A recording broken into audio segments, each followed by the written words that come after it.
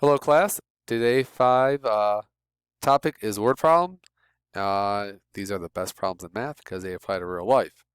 So I have 50 milliliters of 35% acidic solution, and I want to add pure acid to make it 75%. Well, concentration, my percent, is equal to the amount of pure acid over the total mixture, or the amount of pure acid is equal to my percent times the mixture. Okay. So therefore, currently right now, I have 0.35 times 50 gives me 17.5, or better yet, my 35% is 17.5 milliliters of pure acid divided by the 50 milliliters of the overall solution. So what is being added? Well, I'm adding X milliliters of pure acid, but also X milliliters to the solution. So if I do this math, how much pure acid is in the new mixture? Well, I started off with 17.5, plus I added X. How much is in the new mixture total? Well, I had 50 to begin with, but I'm adding X. So what do I want to have in the end? What do I want? In the end, I want to have 75% or 0.75. This is what I want. So how do I get there? Well, I'm going to use algebra. I want my 0.75 to equal the acid on top, 17.5 plus X, over the mixture on the bottom, 50 plus X. I'm going to put parentheses around this, and I'm going to multiply by 50 plus X, and I get 0.75 times 50 plus X is equal to 17.5 plus X. I distribute. I get 37.5 plus 0.75X is equal to 17.5 plus X. I'll subtract over this. I'll subtract over this.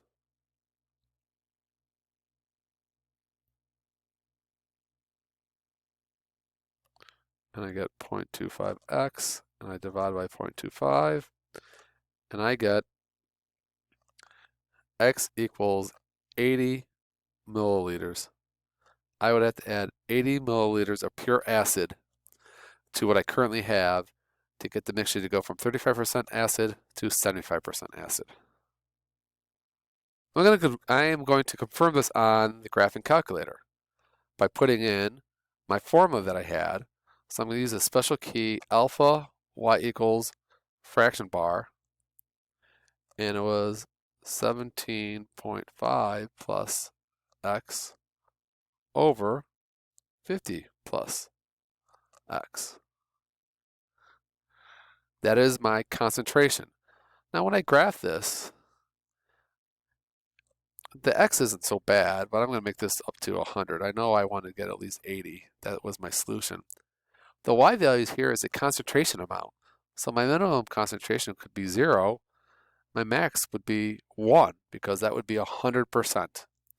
So if I graph this current function, I get something that looks like this. Obviously, the more pure acid I pour in, the higher the percent goes. But what was I trying to find? I was trying to find 75%. So now I graph my 75%, and I see the two graphs intersect. So I can trace number 5. I just hit enter. And they do intersect. And look, right here, I get 80% for the X, which is 80 milliliters, and my solution is now 75% acidic. So here's what the graph looks like when I put it on the paper on the notes. The blue is the formula for the concentration increasing by pouring in pure acid, and the red is just the 75%. And again, you can see that X is equal to 80 milliliters. Okay, for this next problem, I want to find the minimum perimeter I could have from a rectangular fenced-in area. I want the area to be 200 square meters. I want to use the least amount of fencing as possible to make this happen. So I know area is length times width. I'm going to say I don't know the length. So I'm going to call it A. Well, I know my area is 200, so I have 200 is equal to length X times width W. And when I solve for W, I get 200 over X, so the width is 200 over X. Now, the actual perimeter of a rectangle is 2 times the length and 2 times the width. So my perimeter is equal to 2 times X plus 2 times 200 over X, and my perimeter as a function of X is going to be this function here. Now I have to find the minimum, so I had to go to my graphing calculator to figure this out.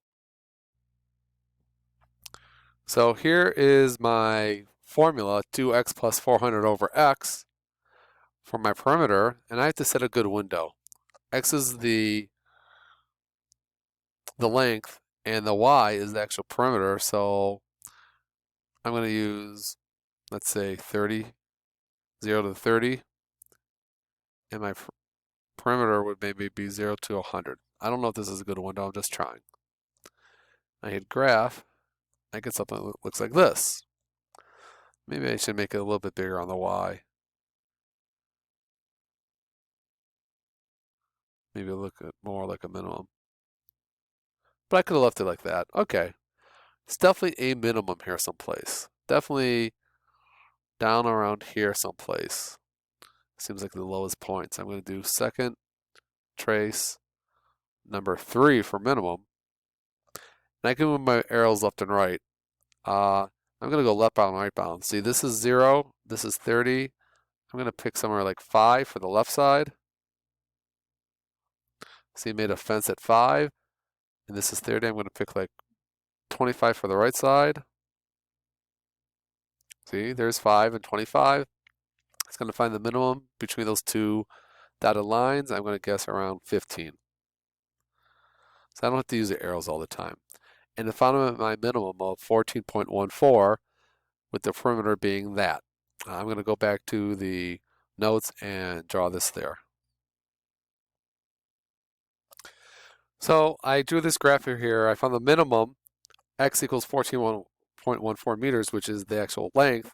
The width is just 200 over that, and it turns out to be, it basically is a square. Now, there's some round off in this, so it gives the minimum perimeter is equal to 56.57 meters. It's basically 4 times these number, because this fenced in area would be 14.14 meters by 14.14 meters. And if you multiply each side by 4, you would get your 56.56 decimals, blah, blah, blah, going on forever. But that would be the minimum amount of fencing you need to make an area of 200 square meters would be about a little bit more than 56 meters of fencing. Okay, for the next problem, I have 80 meters of fencing, and I want to figure out what size do I have to make my rectangle to get exactly my 200 meters that I wanted. Well, here's my perimeter equation, and I'm going to set that equal to 80. I'm going to put this in the calculator of 80. This is my y1, and I'm going to see where they intersect. I could do it algebraically.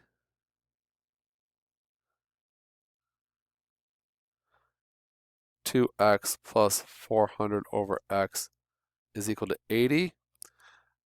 But the only problem with this, in this case, is that when I multiply by x everywhere, 2x squared plus 400 equals 80x, or 2x squared minus 80x plus 400 is equal to 0. I could even divide it by 2.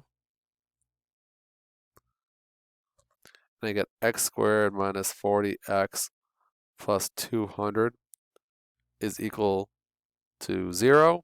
And the problem is, it's not factorable. I would have to use the quadratic formula, which is a messy little thing that I would have to do here. It would work, but it's just too much that I want to do now. I'm just going to show this on the graphing calculator. Another reason I want to put it on the graphing calculator is that I already have the perimeter equation in there as my y1. I just have to put y2 equals 80 and hit graph and see where they intersect. I do see one point of intersection. It seems like there's another point of intersection. It seems like I'm going to have to go bigger with my x's. 30 is not enough. Let me go to 50. There we go. I have 2 points of intersection. Let's find this first point. Second, trace, number 5, enter, enter. I'm going to find this first point.